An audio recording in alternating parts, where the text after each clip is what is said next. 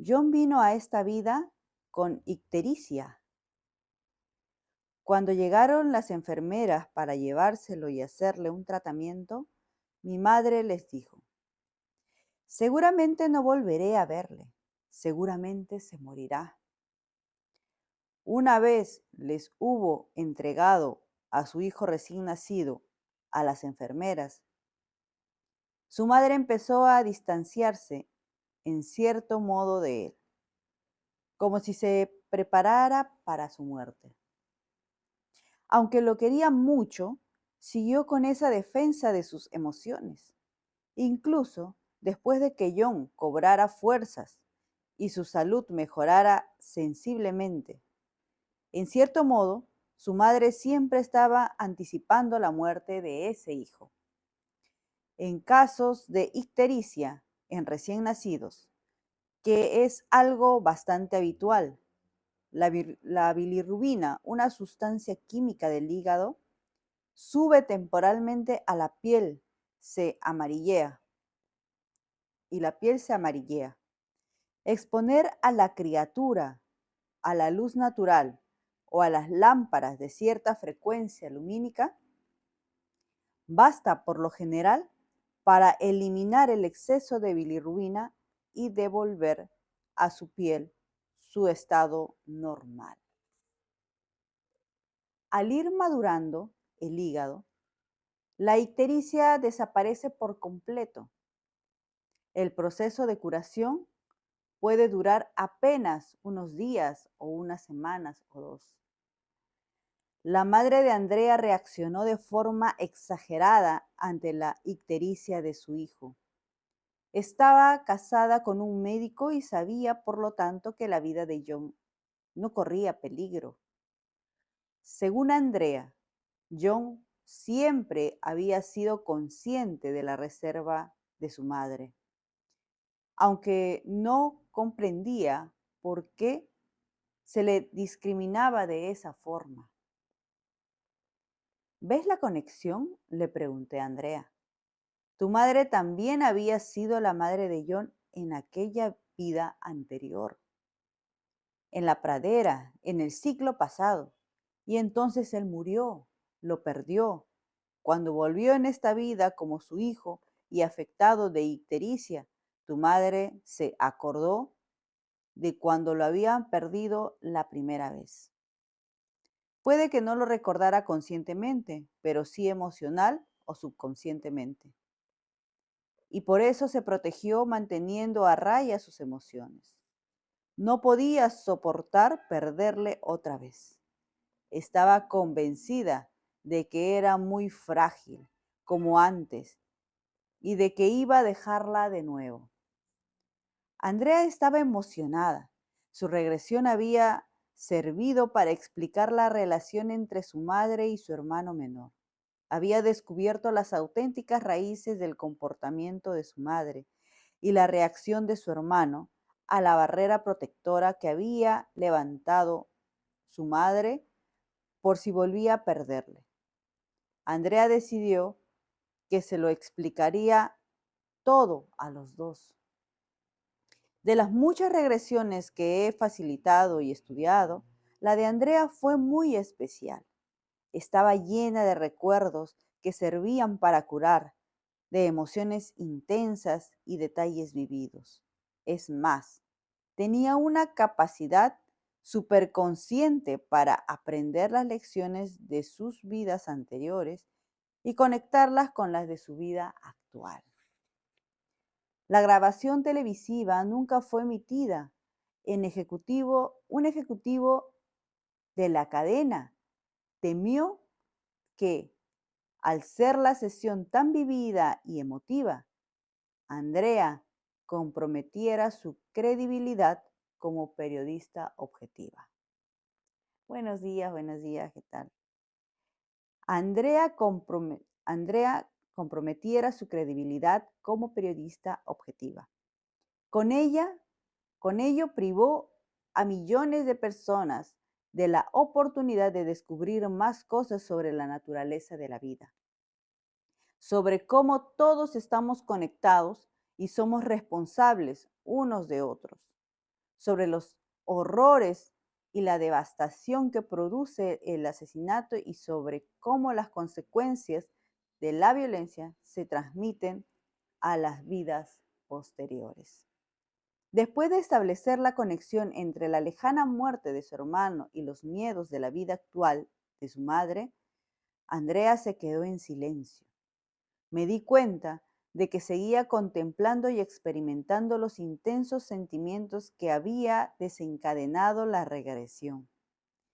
También yo permanecí silencioso. Era un momento privado para ella y no quise seguir haciéndole más preguntas delante de sus compañeros de la televisión. A menudo estas experiencias pueden ser intensas y trascendentes a la vez, demasiado personales para compararlas con los demás,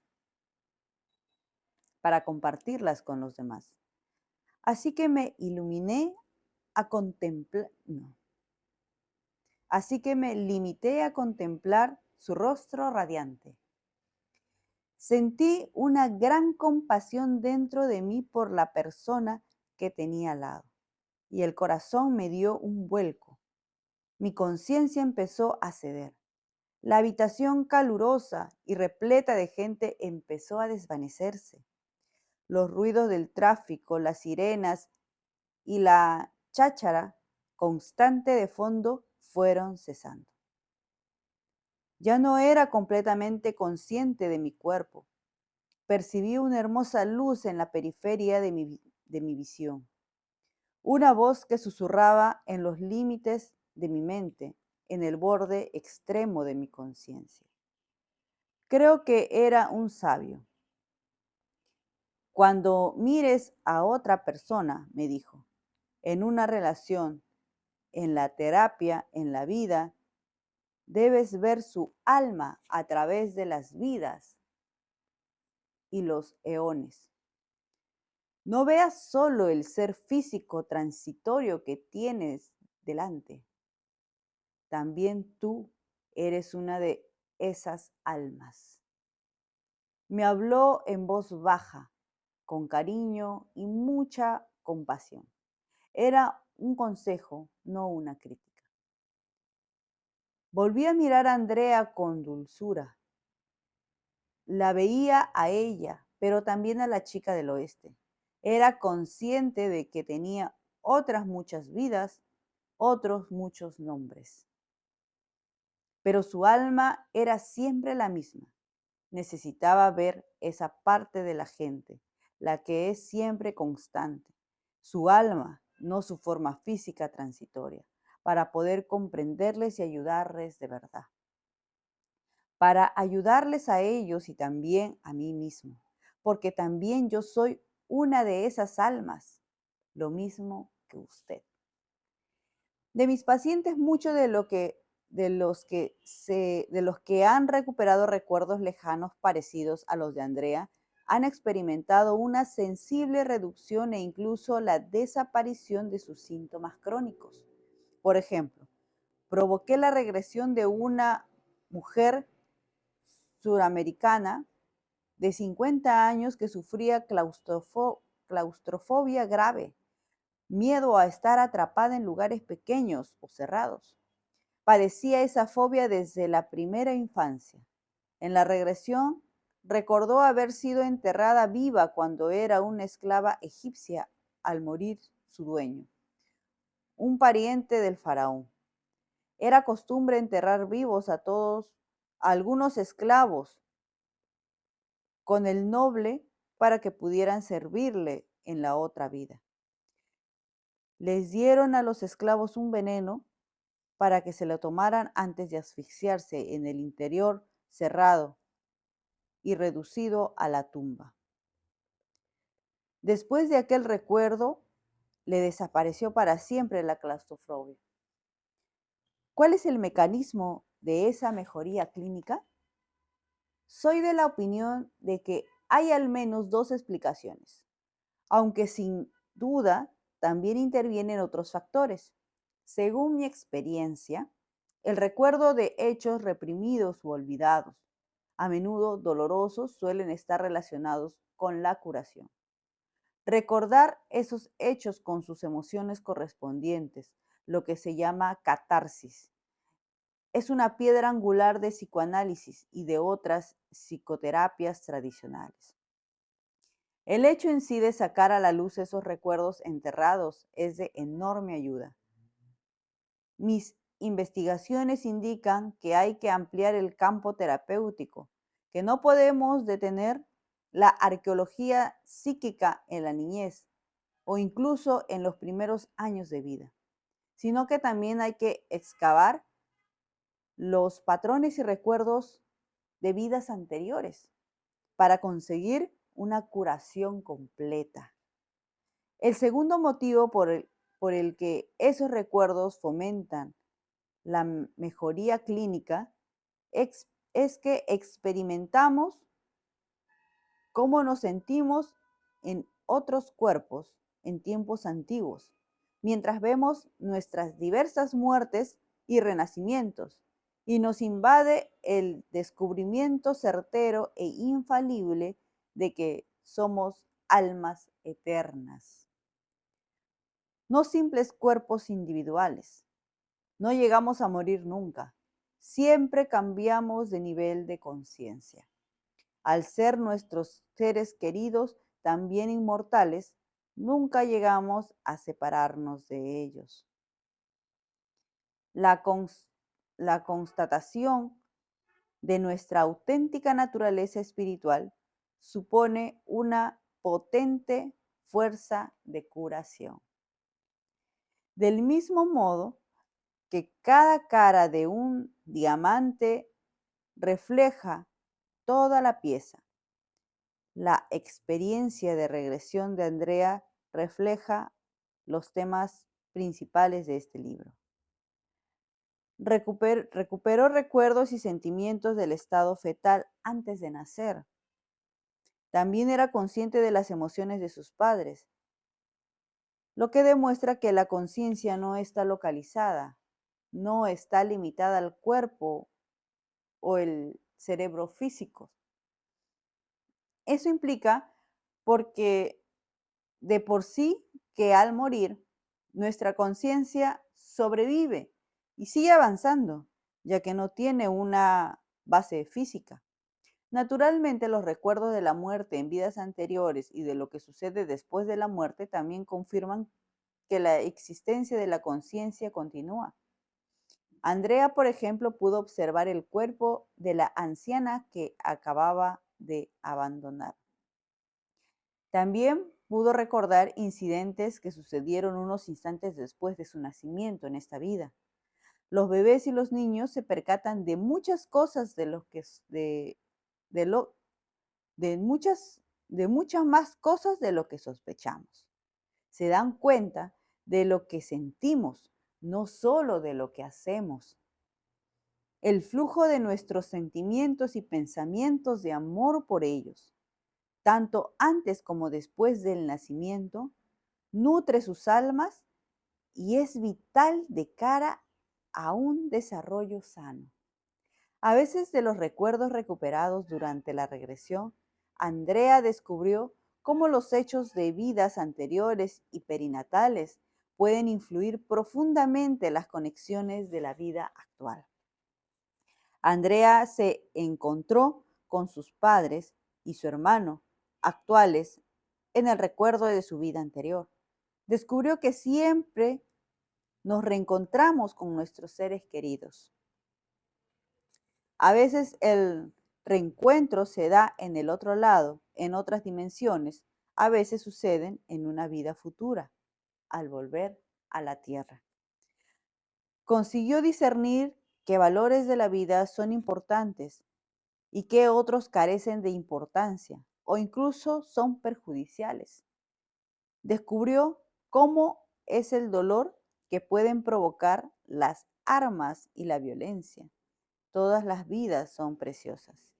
Después de morir en su vida de las grandes llanuras, se encontró con un cono de luz azul muy hermosa. Existen muchas descripciones tanto en este libro como en otras fuentes. de personas que han visto una luz hermosa y regeneradora tras abandonar el cuerpo físico. Ese encuentro tiene lugar durante experiencias cercanas a la muerte y al parecer también después de la muerte. Normalmente hay un familiar o un amigo querido o un ser espiritual esperando junto a la luz para recibir al viajero que ha abandonado un cuerpo y para comunicarle información o mensajes de importancia. En otros capítulos analizaremos con mucho más detalles los mensajes del otro lado, al igual que otros tipos de fenómenos parapsicológicos o paranormales. Todos poseemos dotes intuitivos, muchos más poderosos de lo que nos creemos. Al ir combinando las historias, las experiencias y los ejercicios de este libro, podrá ir afinando sus percepciones intuitivas y recibiendo información y mensajes más directamente. Es posible incluso que pueda ayudar a sanar a otras personas. La energía del amor domina y unifica toda la regresión de Andrea.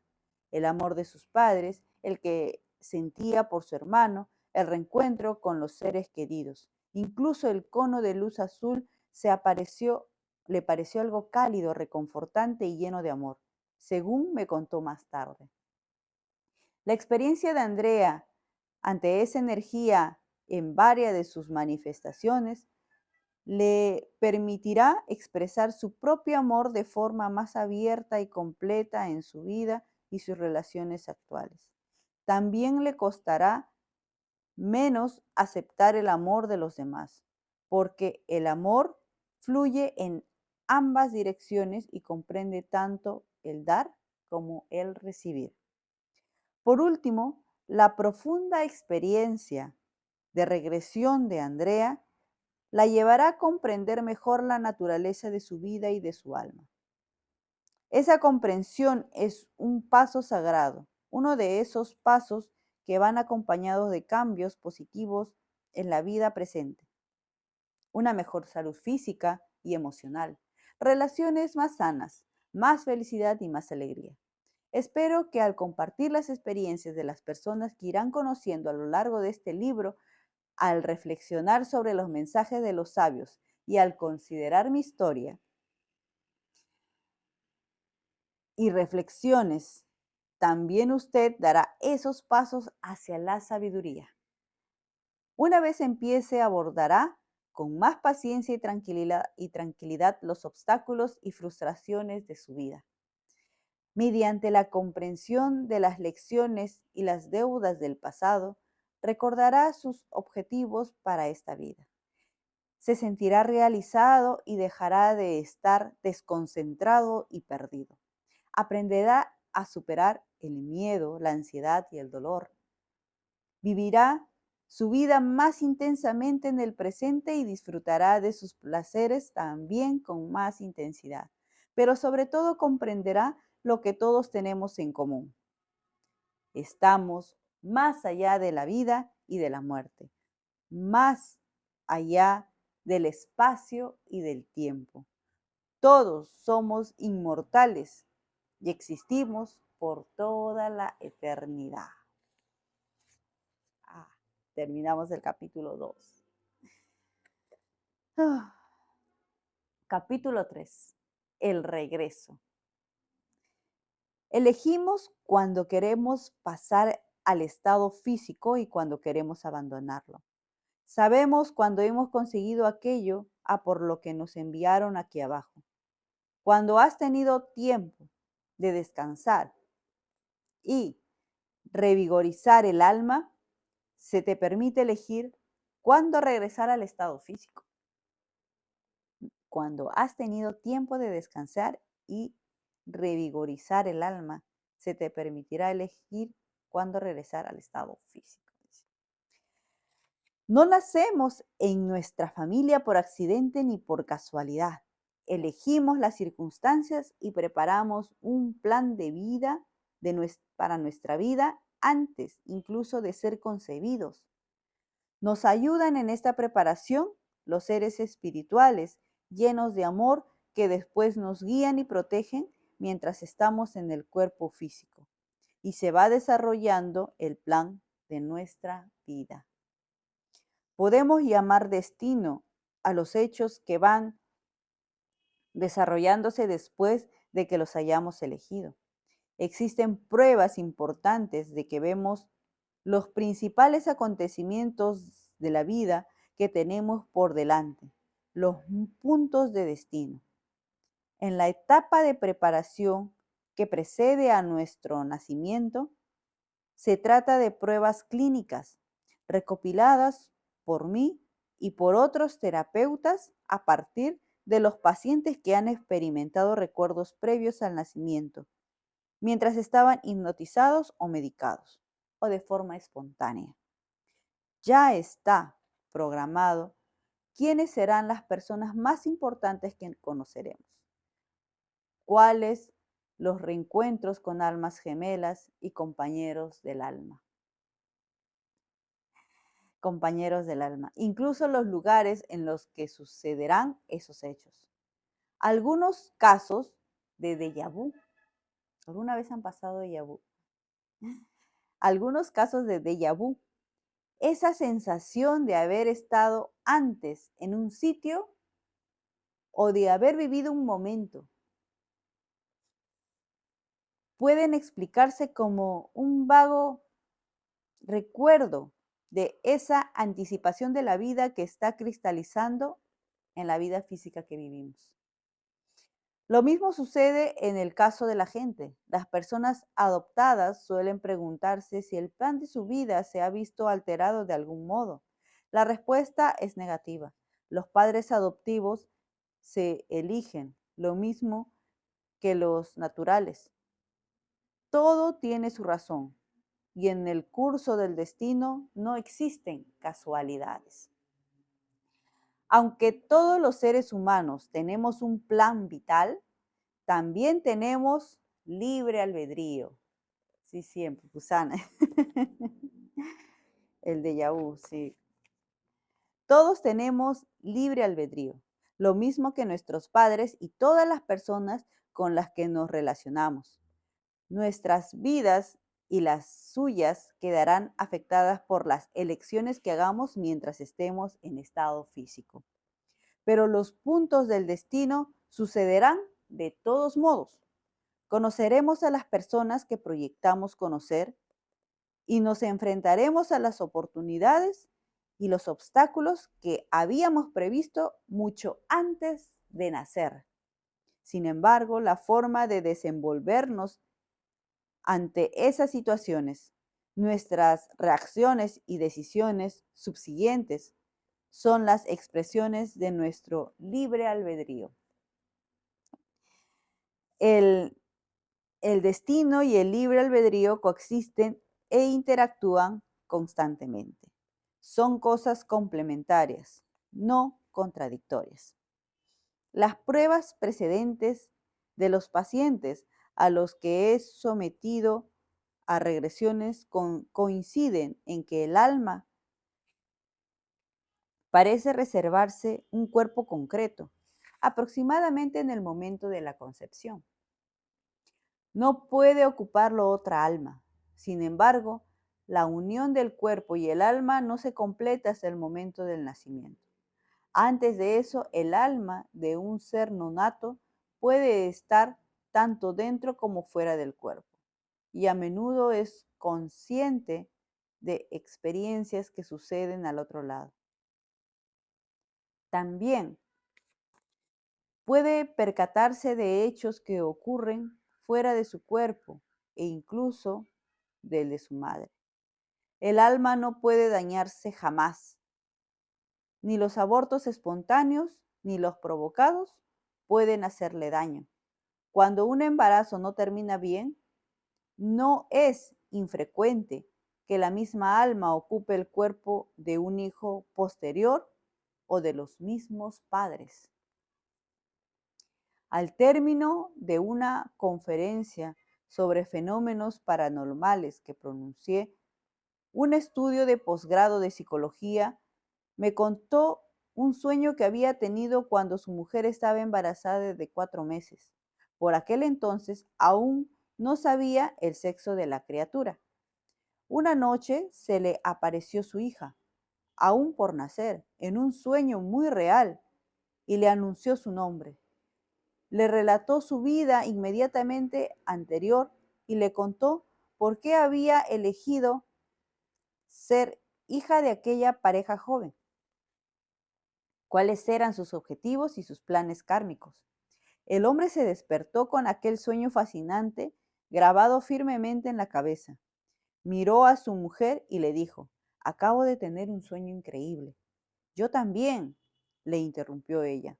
He soñado que se me aparecía nuestra hija, el mismo hombre, la misma vida anterior, los mismos planes, los mismos detalles. Habían tenido el mismo sueño. Se quedaron impresionados. Oh, buenos días, Oscarina. El hecho de que tanto la madre como el padre hubieran recibido el mismo mensaje durante sueños simultáneos daba validez a la información y les convencía más aún. 5 meses más tarde tuvieron una preciosa hija.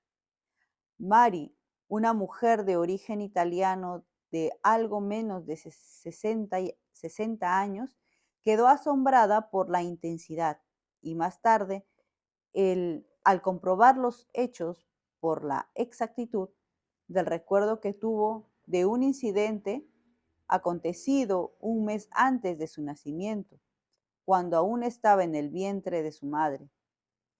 No la habían hipnotizado antes ni habían hecho regresiones, y le costaba aceptar que sus experiencias fueran recuerdos reales, aunque los detalles y la claridad le parecían asombrosos. En cierto modo, no me lo creo, empezó. Cuando usted me dijo que estaba en el vientre de mi madre, es que me vi dentro de él y a ella sentada en una mesa. Mary pasó a describir el piso de su madre en el Bronx, con todo el lujo de detalles, en especial la cocina, donde estaba su madre y su tía, bebiendo té y comiendo las galletas al estilo italiano que su tía solía preparar durante las vacaciones navideñas. Mary también se sorprendió de que el abeto no estuviera decorado, pues todavía quedaban 15 días para Navidad. La conversación entre la madre y la tía de Mary había tomado un cariz muy serio. La vi sentada ahí con mi tía, bebiendo una taza de té, prosiguió Mary. Y claro, yo estaba todavía en su vientre, le dijo a mi tía. Le dijo a mi tía: me voy a morir y no voy a poder educar a mi hija. Incrédula, Mary exploró el recuerdo. Describió detenidamente sus pensamientos mientras observaba y escuchaba desde el útero de su madre. Entonces me dije: esto es muy extraño. Mi madre murió, eso es cierto. Esto pasó 1 o 2 semanas antes de Navidad y mamá murió el 14 de enero de neumonía. Se detuvo, levantó la vista y prosiguió con emoción. Qué ganas tengo de volver a casa para llamar a mi tía y preguntarle si de verdad mamá se sentó ahí y le contó todo eso. Seguro que se acuerda y que se cree que estoy chalada. Pero yo las he visto conversar a las dos y son cosas que no sabía. Ni Mari había estado nunca en el antiguo piso de su madre después de nacer, ni su tía le había contado aquella conversación. Era de esperar, sin embargo, que su tía recordara exactamente lo que habían hablado. Según Mari, aquella anciana de 80 años estaba totalmente lúcida. Al cabo de 2 horas, Mari me llamó. Había hablado con su tía, que se lo había confirmado todo. La he llamado y le he dicho, tía Mari, soy Coqui. Me ha contestado. ¿Y ahora quién demonios se ha muerto? Le he contado que nadie, que iba a hablar deprisa y que quería que me escuchara bien. Le he dicho que quería saber si había estado sentada a la mesa con mi madre, con un plato de galletas delante, el abeto ya decorando, ya adornado. Su tía la había interrumpido. ¿Quién demonios te lo ha contado? Ahora no voy a contártelo todo, pero quiero que me digas qué pasó aquel día. Fui a verla, empezó la tía de Mari, con un plato de galletas recién hechas. Las había hecho para ella. Eran las que más le gustaban. Y mientras se las comía, se pasaba la mano por la barriga y decía, esto es para la galletita que llevo dentro. Y ahora me llaman Cookie, explicó Mari. Todo el mundo me llama Cookie porque me encantan las galletas. Según su tía, la madre de Mari se había comido 2 galletas y se había quedado mirando el abeto. Aunque quedaban 15 días para Navidad, explicó Mari. Había adornado el árbol pronto porque creía que yo iba a nacer en Navidad. La madre de Mari, sentada a la mesa, le había dicho a su hermana, Mari, no voy a vivir mucho tiempo y no veré nunca a esa criatura. La conoceré y sé que será una niña. Quiero que la llaméis Rosy Mari, si no sobrevivo, aunque sé que la conoceré. Estoy segura, pero también estoy segura de que me voy a morir. Eso es absurdo, había exclamado la tía Mari. Pero su hermana remachó sus palabras. Mire el abeto, pon un regalo debajo para mí cada año, aunque no esté aquí. Hasta aquel momento del embarazo habría disfrutado de una salud excelente. No había razón física que justificara aquella sombría premonición. ¿Y quién lo iba a decir? Prosiguió la tía. Tu madre solo estaba un poco resfriada, nada más. El día de Navidad amaneció con neumonía. El parto tuvo complicaciones. Tu madre murió de neumonía. Tú naciste y sobreviviste.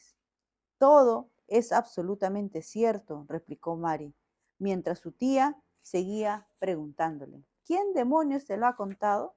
Supongo que mientras estaba en su vientre veía y oía lo que pasaba, respondió Mari. Ahora estoy convencida. Los recuerdos de su tía habían confirmado y enriquecido su propia experiencia emocional y vivida. Mari aún formuló a su tía otras preguntas que le sirvieron para eliminar más incógnitas. Descubrió que la cocina y el piso de su madre eran exactamente como ella los había visto. La tía Mari le contó que la había bautizado según las instrucciones de su madre. Luego repitió lo que le había pedido su hermana, que pusiera regalos bajo el árbol de Navidad en el futuro. Le he preguntado si lo había hecho y me ha dicho que no. Los dos sonreímos. Vanessa es una joven de origen hispano que hasta ahora ha llevado una vida sumamente difícil. Quedó viuda después de que su marido falleciera de una enfermedad repentina y le costaba mucho superar el dolor. La conocí en uno de mis talleres con gran número de asistentes, donde la elegí al azar y entre el público para hacer una demostración de una regresión individual. Mientras 500 personas la observaban con expectación y su padre asistía a la escena con nerviosismo, entró en un trance profundo. Lo más importante de la regresión de Vanessa sucedió en el vientre de su madre antes de nacer, hallándose en un estado profundo de concentración relajada. describió la luz hermosa y apacible que impregnaba tanto a ella como el útero y que aportaba un alimento espiritual que complementaba el del cuerpo de su madre. Sentía el amor de sus padres, como la esperaba.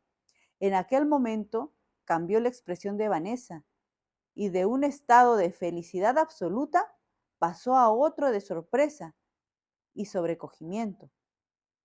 Me doy cuenta de todo, anunció, tanto dentro como fuera del útero.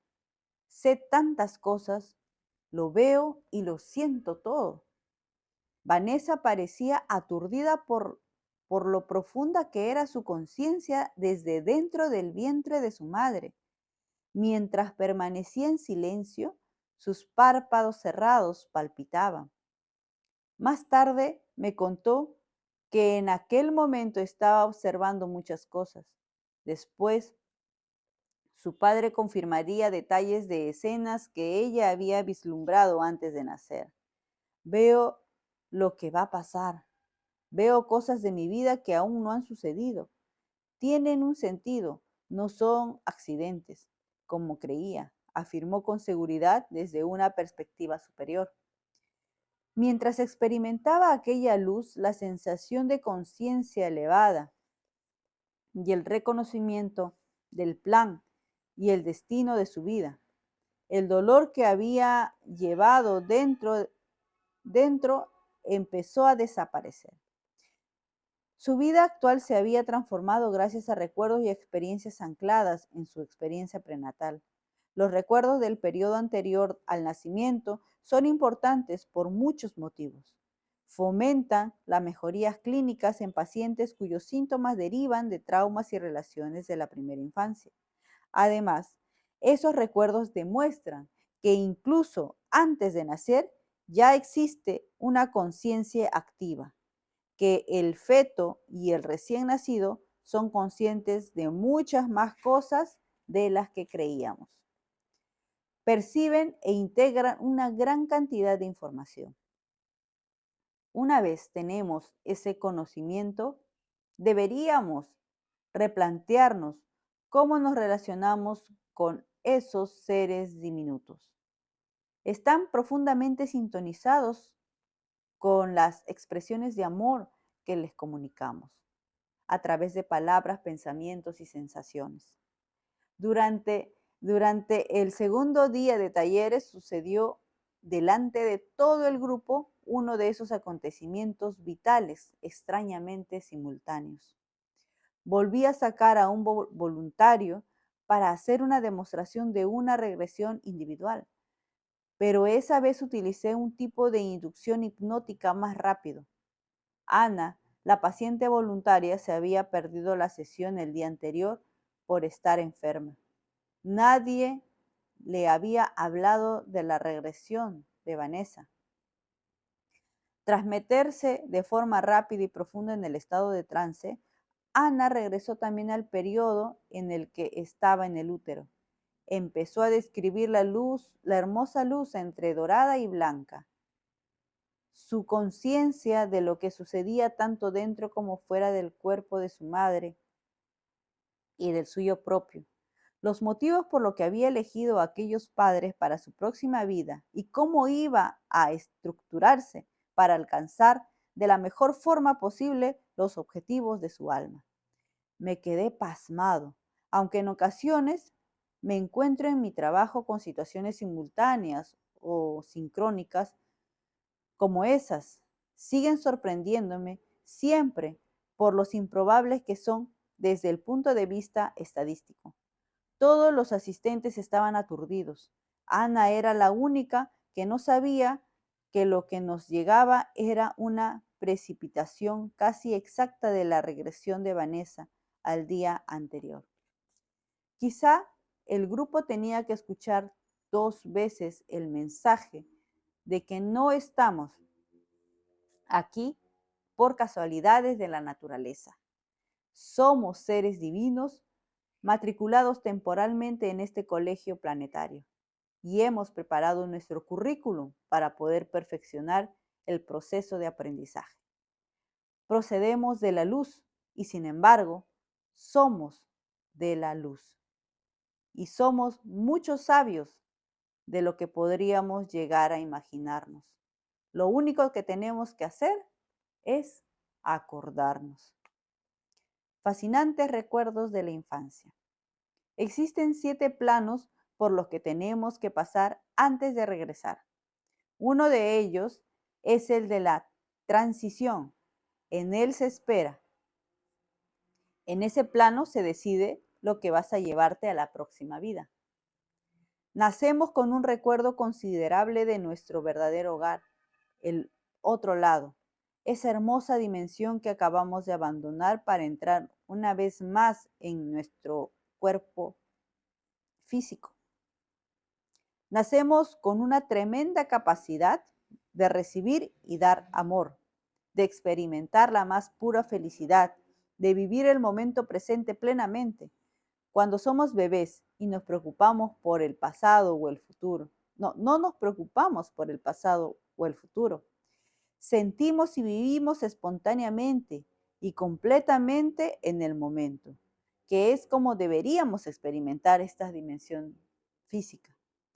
La arremetida contra la mente empieza cuando somos muy pequeños. Se nos alecciona con valores y opiniones paternales, sociales, culturales y religiosos que reprimen nuestro conocimiento innato. Si nos resistimos a esa acometida, se nos amenaza con el miedo, la culpa, el ridículo, la crítica y la humillación.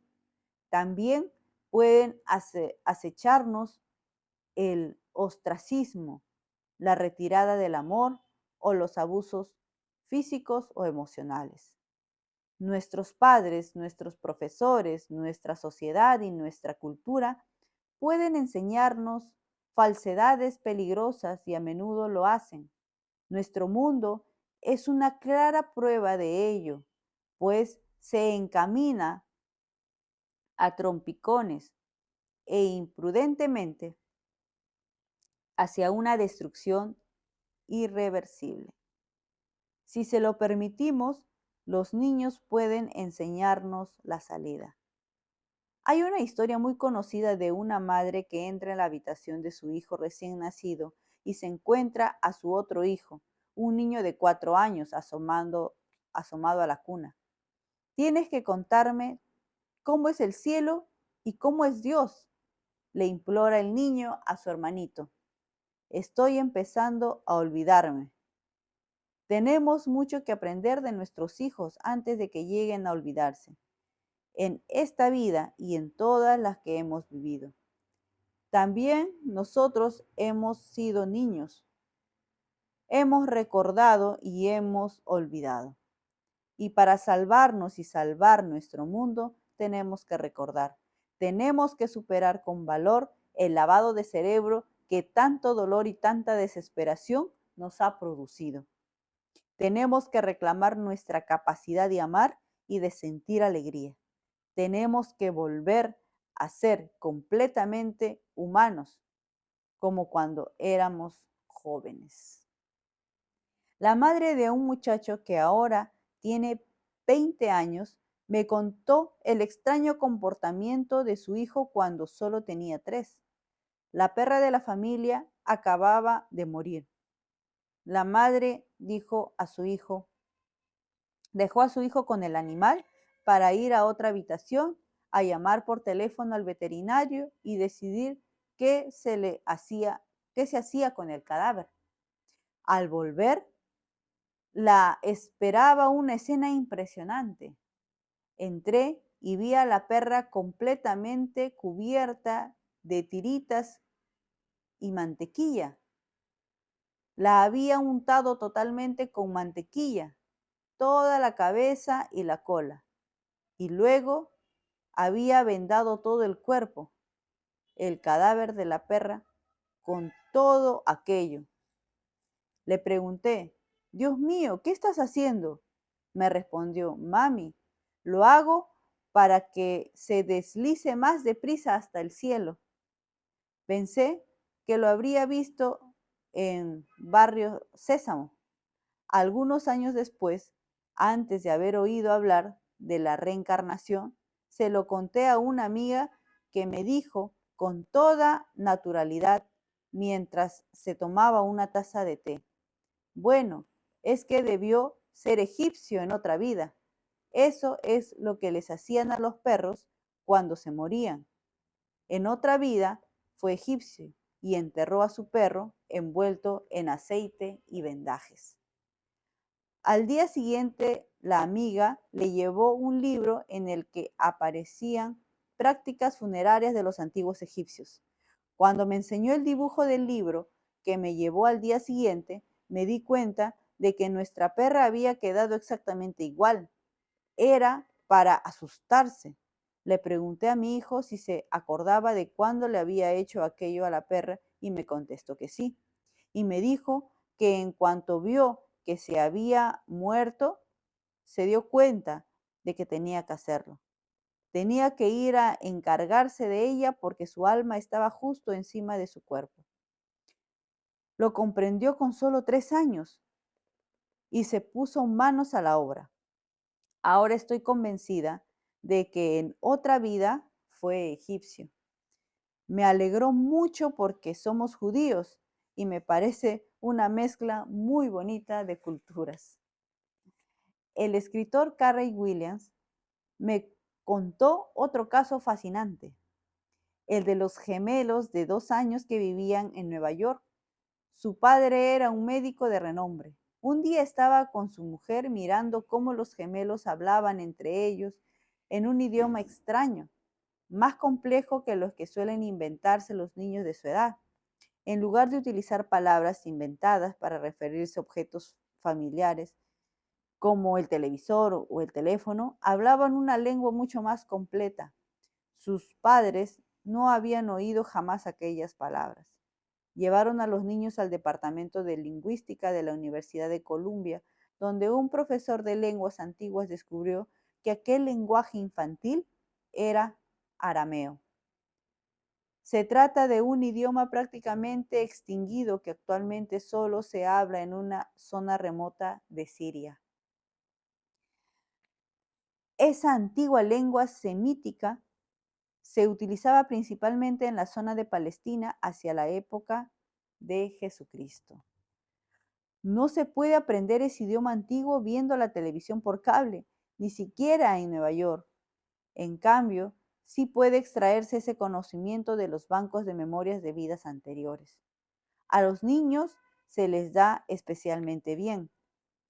Por ejemplo, pruebe a preguntarle a su hijo pequeño si se acuerda de cuando era mayor. Escuche atentamente la respuesta porque puede ser algo más que el producto de una fértil imaginación. Es posible que la criatura llegue a contar detalles de una vida anterior. Observar la alegría y la espontaneidad de los niños al jugar es siempre fascinante. Muchos de nosotros nos hemos olvidado de cómo disfrutar de los simples placeres de la vida. Nos preocupan demasiado ideas de cómo el éxito y el fracaso, la impresión que producimos en los demás o lo que nos depara el futuro. Nos hemos olvidado de cómo jugar y divertirnos, y nuestros hijos pueden recordárnoslo. Nos evocan los valores que teníamos de pequeños, esas cosas que también son muy importantes en la vida: la alegría, la diversión, la inconsciencia del presente, la confianza y el valor de las buenas relaciones. Nuestros hijos tienen mucho que enseñarnos. El karma y las lecciones. Tenemos deudas que hay que pagar. Si no las hemos abonado, tenemos que llevárnosla a otra vida para saldarlas. Al pagar las deudas, progresamos. Algunas almas lo hacen más deprisa que otras. Si algo interrumpe tu capacidad de pagar esa deuda, tienes que regresar al plano del recuerdo y esperar ahí hasta que vaya a verte el alma con la que tengas la deuda. Cuando los dos podáis volver a una forma física al mismo tiempo, se os permitirá regresar, pero el que decide cuándo volver eres tú. Tú decides lo que hay que hacer para pagar esa deuda. Habrá muchas vidas para satisfacer todos los acuerdos y todas las deudas pendientes. Aún no se me ha comunicado nada sobre muchos de los demás planos, pero el relacionado con las deudas que hay que saldar, evoca el concepto del karma. El karma es una oportunidad de aprender, de poner en práctica el amor y el perdón. El karma es también una oportunidad de expiar, de hacer borrón y cuenta nueva, de compensar a aquellas personas a las que hayamos podido molestar o dañar en el pasado. El karma no es solamente un concepto oriental, es una idea universal plasmada en todas las grandes religiones. La Biblia dice, se recoge lo que se siembra. Todo pensamiento y toda acción tiene consecuencias inevitables. Somos responsables de nuestras acciones.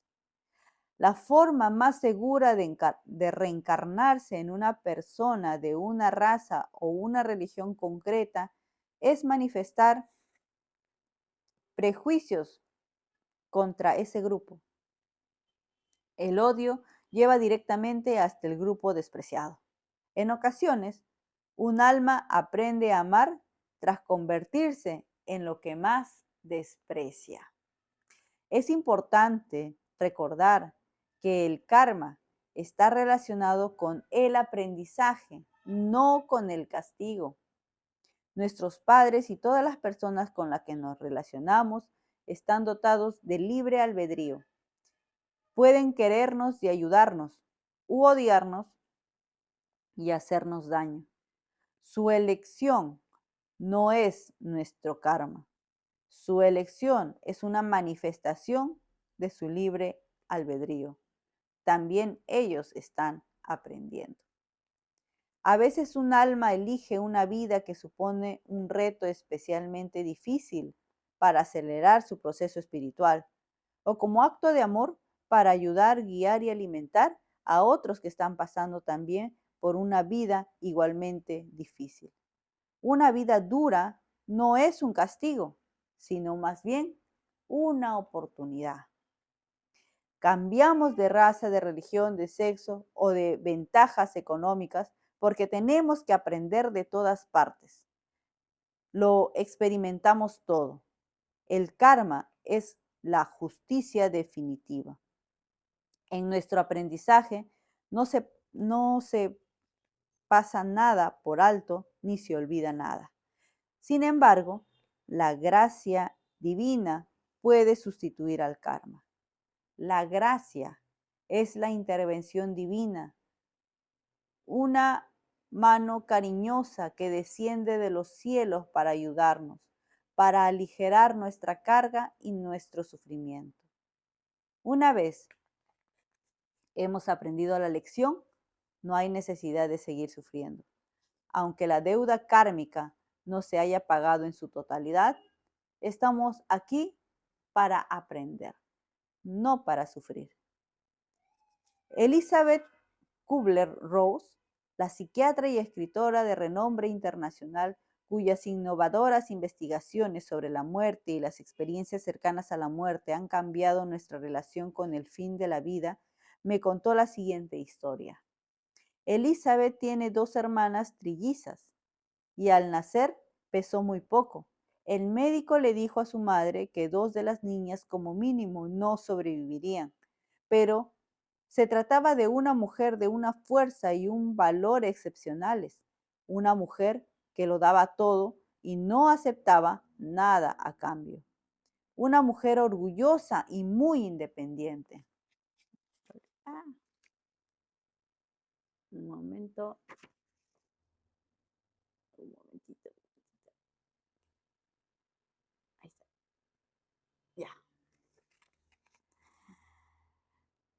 una mujer orgullosa y muy independiente.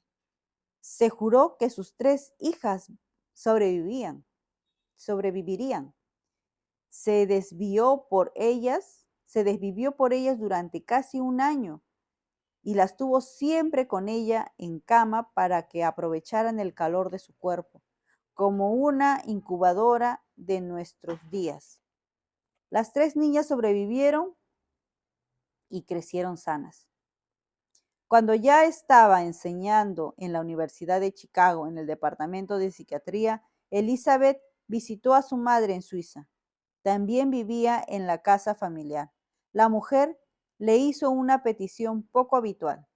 Elizabeth, si acabo siendo un vegetal, quiero que me des algo para no tener que vivir así, le dijo. No puedo hacerlo, replicó su hija inmediatamente. Sí que puedes, asintió su madre. Tú eres médica, tú puedes darme algo. No, no puedo. Además, alguien como tú, que siempre ha estado sana, que va de excursión y sube montañas, seguro que llega a los 90 y tiene un final así de rápido, añadió Elizabeth chasqueando los dedos. Se negó a seguir hablando de una posible eutanasia y regresó a Chicago. Aproximadamente un mes después de aquella visita, la madre de Elizabeth sufrió una grave apoplejía, apoplejía que le paralizó la mayor parte del cuerpo. Aunque su mente quedó relativamente intacta, aquella mujer orgullosa e independiente tuvo que depender de los demás para sus necesidades básicas. Aprendí a escuchar las premoniciones de los demás, me contó Elizabeth. Su madre murió 4 años después sin haber recobrado el funcionamiento de su cuerpo. Elizabeth estaba furiosa con Dios. Al trabajar con niños moribundos en sus extraordinarios dibujos los horizontes espirituales de Elizabeth se ampliaban a pesar de su rabia. También empezó a meditar. Un día, poco después de la muerte de su madre, Elizabeth se sintió sacudida por una fuerte voz interior, una especie de mensaje que le llegó mientras meditaba. ¿Por qué estás tan enfadada conmigo?, le preguntó la voz. Elizabeth replicó mentalmente, por lo mucho que hiciste sufrir a mi madre. Era una persona extraordinaria, cariñosa, que nunca aceptó nada para ella y que se lo daba todo a los demás. La hiciste sufrir durante 4 años y luego se murió. Eso fue un regalo para tu madre, respondió la voz con delicadeza. Un regalo de gracia divina. El amor tiene que estar equilibrado. Si nadie recibiera amor, ¿quién podría darlo? Tu madre lo aprendió en solo 4 años. En lugar de volver para vivir una y varias vidas gravemente retrasada o con una discapacidad física en la que habría estado obligada a aceptar el amor de los demás, ya lo ha aprendido y ahora puede seguir avanzando. Al oír eso y comprender el mensaje, Elizabeth se liberó de su rabia. La comprensión puede aliviar inmediatamente los dolores más profundos. Una mujer y su hija adolescente participaron en una regresión en grupo en uno de mis talleres y a ambas las invadió la emoción. Durante una pausa después del ejercicio, un grupo empezaron a contarse sus recuerdos y reacciones. Se sobresaltaron al descubrir que habían compartido una misma vida y mucho tiempo atrás en una época más violenta. Mi hija y yo estamos hoy aquí, contó la madre al grupo, pues la hija seguía demasiado emocionada para hablar. Y estoy bastante segura de que hemos recordado un fragmento de una misma vida anterior durante la meditación. Lo que me ha contado es que ha experimentado una y otra vez, y eso le parecía que un toro la embestía o un hombre con cuernos de toro, y ella veía los cuernos, la embestía una y otra vez. La mujer pasó a hablar entonces de su propia experiencia simultánea. Cuando me lo ha contado, he oído lo de la bestia del toro y me he estado desatado, relató. Lo que yo he recordado de mi vida anterior es que era prácticamente un vikingo. Tenía pieles y cosas, y uno de esos gorros tan pesados en la cabeza con cuernos, y entraba en una cueva o una cabaña y se me acercaba a un niño y yo le mataba con una espada. Y he visto mucho miedo y todo estaba oscuro. Y mi hija ha dicho que ella también estaba muy asustada y que durante la meditación ha sentido dolor, justo donde estaba la herida de la espalda. Está claro, de verdad, cuesta hablar de esto, más de lo que creía. Tanto la madre como la hija seguían experimentando una profunda reacción emocional ante los recuerdos compartidos de aquella otra vida. Yo comenté que si lo que habían recordado de forma espontánea y simultánea era una vida que habían compartido aunque hubieran muerto, entonces ahora estaban juntas otra vez y con buena salud. No había por qué sentir culpa o rabia, solo perdón y amor. Los recuerdos y las vidas que habían compartido demostraban que no existe la muerte, solo la vida, les dije. Parte del proceso curativo es, además del recuerdo, además de la catarsis, la comprensión de la muerte. Y cuando se tiene es así de intensa, empiezas a darte cuenta de que no existe otra muerte más que el abandono del cuerpo. Es como atravesar un umbral, pero se vuelve para poder compensar las cosas, así que no hay que sentirse culpables. La madre me interrumpió. No, no me siento culpable.